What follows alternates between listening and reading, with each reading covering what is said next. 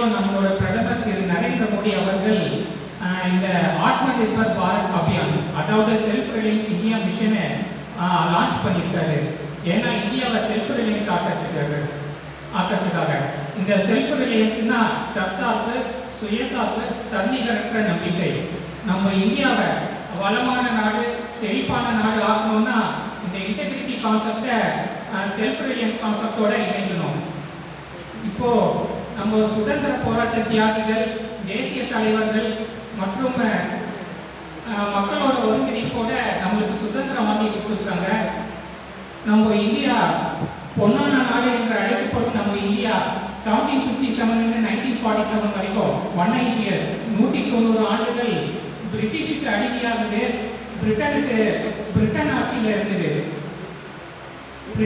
இருந்தது.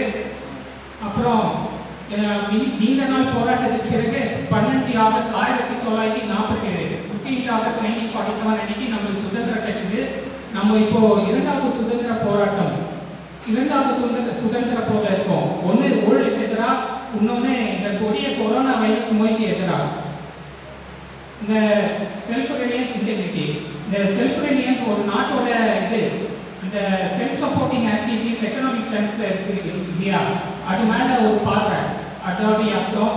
மற்றும் நம்ம நாட்டோட வளங்கள், நலன்கள் மற்றும் வரவுகள் இல்லையா, அது மேல இருக்க ரிலையன்ஸ். இப்போ சொன்ன இல்லையா, சுயசார்பு, தற்சார்பு, தன்னிகரற்ற நம்பிக்கை. மற்றும் இந்த சுயசார்பு பொருளாதாரம், செல்ஃப் ரிலையன்ட் எக்கனாமி, அதோடைய செல்ஃப் ரிலையன்ட் சிட்டிசன்ஸ், அதாவது சுயசார்பு குடிமகன்களால உருவாக்கப்பட்டு இது மக்களோட கிரியேட்டிவிட்டியிலிருந்து தழுவப்படுகிறது. அப்புறம் இந்த இன்டெகிரிட்டினா நீதிநெறி, நேர்மை, ஒருங்கிணைப்பு, ஒருமைப்பாடு, நாணயம் சொல்வோம். இன்டெகிரிட்டினா நீதி நெறியோட நடந்துக்கிறது, நேர்மையோட நடந்துக்கிறது, யாரும் நம்மளை கவனிக்காத போது பார்க்காத போகுது. இந்த இன்டெகிரிட்டினா நம்ம எப்படி நடந்துக்க போறோம், நம்ம எப்படி வாழ போறோம், மற்றவர்களை காயப்பட்டாதபடி. இன்டெகிரிட்டினா இந்த இன்டெகிரிட்டியில் இருக்கிறவங்க நீதி நெறியோட நேர்மையோட இருப்பாங்க வாழ்க்கையின் எல்லா அம்சங்களையும். இது ஒரு நீதி நெறிக்குரிய மனிதன் மற்றவங்களை காயப்படுத்த மாட்டான், எப்பயும் சரியான பாதையில போவான். இந்த நீதி நெறி, நேர்மை, நல்ல குணம், சுதந்திரம், இதெல்லாம் தான் முதுகெலும்பு நம்ம நாட்டு. இந்த நீதி நெறி, நேர்மை, நல்ல குணம், சுதந்திரம், இதெல்லாம் தான் முதுகெலும்பு நம்ம நாட்டு ஊழலை வைக்கிறதுக்காக. மற்றும் சரியானதை தேர்ந்தெடுக்கக்கூடிய சக்தி, இதெல்லாம் சேர்ந்ததுதான் இன்டெகிரிட்டி. இப்போ 2021, இப்போ 2021 75 வருஷம் முடிஞ்சிச்சு. இந்தியாவுக்கு சுதந்திரம் வாங்கி 75 இயர்ஸ் கம்ப்ளீட் ஆயிடுச்சு. இப்போ 75வது சுதந்திர தினத்தில் இருக்கோம். ஆசாதி கா அமிர்த் மஹோத்சவ் இப்போ கொண்டாடி இருக்கோம் இல்லையா. ஏன் கொண்டாடி இருக்கோம்னா, இப்போ இந்தியாவோட 75 வருஷம் சுதந்திரம் மற்றும் அதோடைய பிரம்மாண்டமான வரலாறு, கலாச்சாரம் மற்றும் அதோடைய சாதனைகள், நம்ம இந்தியா வளர்ச்சி பாதையை நோக்கி போயிட்டு இருக்கு. வளர்ச்சி நாடு ஆகப்படுது இல்லையா, அதை நினைவுபடுத்துறது, ஞாபகப்படுத்துறது, அதுக்காக தான் இது கொண்டாடுறோம். ஆசாதி கா அமிர்த் மஹோத்சவ் கொண்டாடப்பட்டது. இந்த ஆர்டிகல் 370 ஜம்மு காஷ்மீரோட ஆர்டிகல், இது நீக்கணும் இல்லையா. இதுவே இந்த 75 வருஷத்துல மிகப்பெரிய சாதனையா இருக்கு. எத்தனையோ அரசாங்கங்கள், கவர்மெண்ட்ஸ் வந்திருக்கு, போயிருக்கு.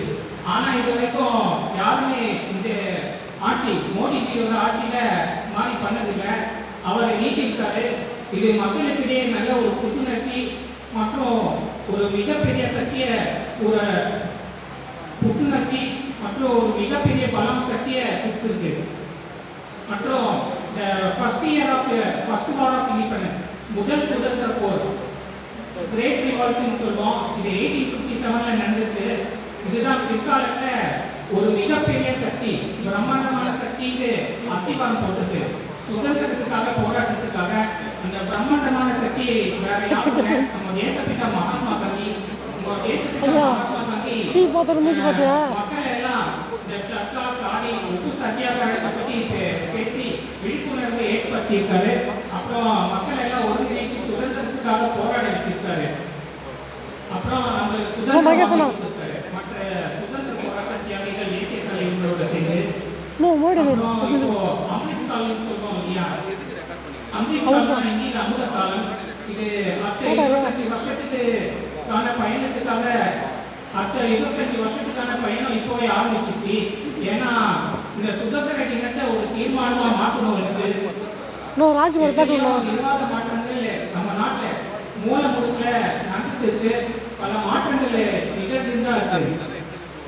இப்போ நான் சொன்னேன் இல்லையா, இந்த ஆத்ம Nirbhar Bharat self Reliance India, இது நம்ம நாட்டில் மூல முடுக்கல நடந்துட்டு பல மாற்றங்கள் நிகழ்ந்துதான் இருக்கு. இப்போ நான் சொன்னேன் இல்லையா, இந்த ஆத்ம Nirbhar Bharat self Reliance India, இது நம்ம பாரத பிரதமர் மோடியால ஆரம்பிக்கப்பட்டது, உருவாக்கப்பட்ட ஒரு வார்த்தை. இது ஏன் சொன்னாங்கன்னா நம்ம நாட்டுடைய பொருளாதார பார்வை மற்றும் சொல்லியிருக்காரு, சுட்டிக்காட்டி சொல்லியிருக்காரு. அப்புறம் இந்தியா வந்து ஒரு உலக பொருளாதாரத்துல ஒரு முக்கிய பங்கு, பெரிய பங்கு இருக்கு இல்லையா. அப்புறம் நம்ம கொள்கைகள் போட்டி வாய்ந்ததாக தக்க வைக்கக்கூடிய, காத்து பிடிக்கக்கூடிய கொள்கைகள், சக்தி வாய்ந்த கொள்கைகள் இல்லையா இருக்கு இல்லையா. அதை சுட்டி காட்டி தான் நம்ம பிரதமர் மோடி இந்த ஆத்ம நிர்பர் பாரத் வார்த்தை வாய்ப்பு பண்ணியிருக்காரு, பண்ணியிருக்காரு. ஃபோன்ல இல்ல கேமரா எடுத்து இந்த ஆத்ம நிர்பர் பாரத் காப்பி பண்ணோம். பிரதமர் மோடி அவர்கள் மே 12, 2020 அப்போ நாட்டு மக்களோட உரையாடுறப்போ சொல்லியிருக்காரு, இது அறிமுகப்பட்டிருக்காரு இந்த வார்த்தையை. இந்த ஆத்ம நிர்பர் பாரத் 5 தூண்கள் இருக்கு அந்த செல்ஃப் ரிலையன்ஸ்ல. Economy, demand, infrastructure, vibrant democracy.